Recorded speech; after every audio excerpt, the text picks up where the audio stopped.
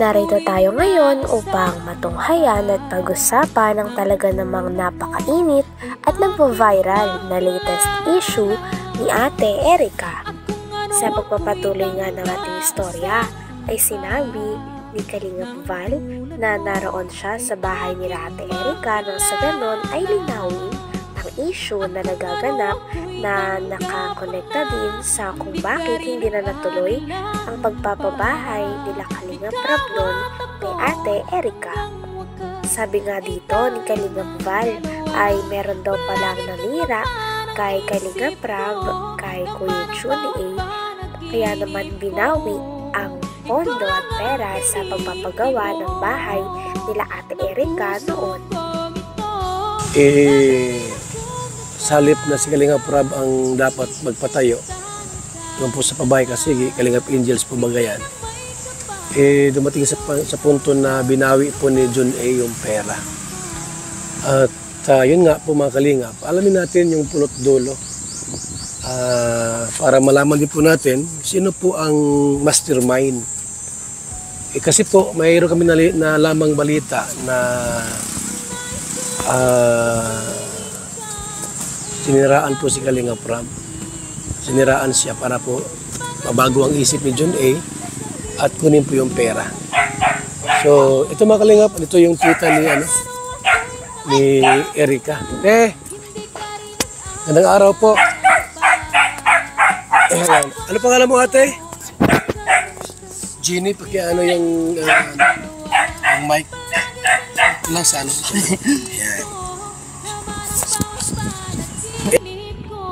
Ang tita nila Ate Erica ang in-interview ni Kalingap Val. At sa interview nga na ito ay nilabas ng tita ni Ate Erica ang kanyang saloobin daw sapagkat ang tita ni Ate Erica ang nag-post ng video kaya naman nalaman nila Kalingap Val ang issue tungkol kay Ate Erica. Pinost daw ito ng tita ni Ate Erica sapagkat gusto daw nilang linisin ang kanilang pangalan lalo na ng kanyang mga papa at mama na nagpalaki kay Ate Erica sa social media sapagkat may mga kumakalat nga daw na mga paratang sa kanila katulad na lamang ng sinasabihan sila na parang mga gutom na aso at isang pitik lamang daw sa kanila ay talagang tumba na daw sila. Kaya naman nais itong linawin at linisin ang pangalan ng tita ni Ate Erica. Meron po. May asawa. Ano ba na po lahat? Yung buhay po, ayan na 3. Ay, 2. Patangatlo pala ngayon. Nakuha namin yung video doon sa upload mo ba yun? Ano ating dahilan? Bakit ka nag-upload ng gano'n? Kaya nag-upload po ako noon kasi yung nga po mga naririnig namin, yung mga text sa social media, ano po ako, gusto ko pong mapa, ano po sa tao, mga nakakakilala po sa amin, kasi nakakahiya naman po, baga po. Gusto ko po linisin naman na hindi totoo yung mga paratang sa amin. Ano yung mga paratang sa inyo? Yung gaya po nung sinabi po sa amin, nag-text po sa amin na kami daw ay mga gutom na aso. Sino nag-text sa inyo yan? Galing po yun sa mga grupo po ng e-lover. Tinext kayo? Oho. Ano pa yung mga Sabi pa ng lolo ni Ate Erica sa kanya ay meron itong mensahe na pinaparating kay Ate Erica. Sabi nga niya na yung ugali daw nila ay talagang hindi papalampasin ng kanilang lolo dahil para sa kanilang lolo ay panlalapastangan ito sapagkat hindi nga nila matanggap dahil sila mismo ang nagpalaki kay Ate Erica ng ilang taon. Sila din daw nagpaaral at naghatid sundo dito kahit naulan. Kaya naman daw hindi rin nila lubos maisip na talagang iiwan at pagtataksilan sila ng kanilang tinuturing na apo. Kaya napakasama nga ng loob ng lolo ni Ate Erica sa kanila dahil nagawa nila na iwan nila ang nagpalaki at nagmalasakit sa kanila noong bata pa sila. Tinext kayo? Oho. Ano pa yung Nabasa ano pa yung mga kayong paratang? sabing isang pitik lang daw sa amin, kami ay tiklop na. Hindi ko alam po kung anong ibig sabihin po nun, yung mga ganun. Gusto ko rin po kasi linisin din po yung ano ng magulang ko. Hindi naman po sa yung mga sinalabas po nila na mga text na sabi, naghahabol kami sa pera. Hindi po. Pira nino ang hinahabol nyo?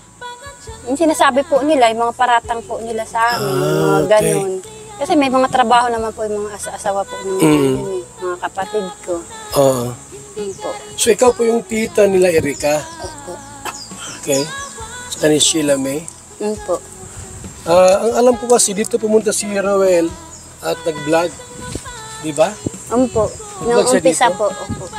Sino ang binablog ni Roel dito? Yan po, mag-asawa. Sila pa. Sila ang si Kuya, si ano. Opo. Nakasapin naman natin sandali. Grabe na nga ang mga paratang at mga tinetext ng ibang tao, pati na rin nila Ate Erika sa kanyang pamilya sapagkat ang kanyang pamilya ay nakaka-receive nga ng mga text na parang uhaw na uhaw daw sila sa pera, mga gutom na aso, kaya naman sobrang sakit nito para marinig ng tita ni Ate Erika galing sa kanya o galing sa grupo na tumutulong sa kanya. Kaya naman narito din ang tita ni Ate Erika nang sa ganon ay mabigyang linaw na hindi totoo ang mga iyon. Sapagkat paliwanag din ito na may trabaho naman ang kanyang mga kapatid pati na rin ang kanyang asawa kaya hindi naman sila naghahabol sa pera tulad ng kumakalat sa social media. Kaya naman nandun din ang tita ni Ate Erika upang ilahad din ang mga tunay na nangyari sa likod ng Na text po sa amin na kami daw ay mga gutom na aso. Sino titik sa'yo niyan? Galing po yun sa mga grupo po ng e-lover. Tinext kayo? Oho. Ano pa yung mga paratang? Sabing isang pitik lang daw sa amin, kami ay tiklop na. Hindi ko alam po kung anong ibig sabihin po nun, yung mga ganun. Gusto ko rin po kasi linisin din po yung ano ng magulang ko. Hindi naman po sa yung mga sinalabas po nila na mga text na sabi, naghahabol kami sa pera. Hindi po. Pira nino ang hinahabol nyo? Yung sinasabi po nila, yung mga paratang po nila sa amin, yung mga ganun. Kasi may mga trabaho naman po yung mga asawa po ng mga kapatid ko. Oo. Po. So ikaw po yung tita nila Erika? Opo. Okay. Sa ni Sheila May? Po. Ang alam ko kasi dito pumunta si Roel at nag-vlog. Di ba? Po. Nung umpisa po. Opo. Sino ang binablog? Naalala nga ni Kalingap Val na doon sa bahay nila Ate Erika, unang vinlog ni Kalingap Roel si Ate Erika. Kaya naman nagtuloy-tuloy na rin ito at na-discover nga din ni Kalingap Rab si Ate Erika at siya na mismo ang nagnais na tumulong at magpabahay sa dalaga. Ngunit kalaunan nga ay bigla itong nahinto at sabi nga ni Ate Erika ang dahilan nito ay dahil gusto niyang makapokus sa pag-aaral at hindi niya na rin gusto magpa-vlog. Ngunit ngayon nga dahil sa issue na ito, lumalabas na talagang hindi ganon ang nangyari. At nag-result nga ito ng hindwaan kay Ate Erika at sa kanyang pamilya. Kaya naman sobrang nagagalit at talaga namang nagtatampo ang lolo at lola ni Ate Erika sa kanya sapagkat iniwan niya ang mga ito noong natulungan siya ng isang negosyante na nagngangalan na June A. At tinawag pa nga ni Ate Erika ang kanyang pamilya lalo na ang kanyang lolo at lola na mukha daw pera. Kaya naman hindi ito matatanggap ng kanyang lolo dahil ang kanyang lolo at lola mismo ang nagpalaki sa kanya. Kaya naman talagang sobrang hindi ito katanggap-tanggap sa side ng lola at lolo niya na masabihan ng ganong bagay pagkatapos silang palakihin si Ate Erika at paaralin. Hanggang dito na lamang muna ang ating istorya patungkol sa nagbabagat talaga namang napaka-trending at nag-iinit na issue ni Ate Erika at ng kanyang pamilya. Maraming salamat sa inyong panonood. Hanggang sa muli. Bye! Bigay